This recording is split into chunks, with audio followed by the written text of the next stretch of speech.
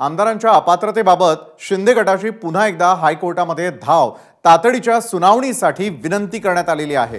उद्धव ठाकरे गटाच्या आमदारांना अपात्र करण्यासाठी भरत गोगावलेंची ही याचिका आहे। आमदार अपात्र न करण्याच्या विधानसभा अध्यक्ष राहुल नार्वेकर यांच्या निर्णयाला यामध्ये थेटपणे आव्हान देण्यात आलेलं आहे। आमदारांचा कार्यकाल संपण्याआधी सुनावणी घेण्याची गोगावलेंकडून विनंती करण्यात आलेली आहे। मात्र शिवसेना उद्धव ठाकरे गटाकडून तातडीच्या सुनावणीवरती आक्षेप घेण्यात आलेला आहे।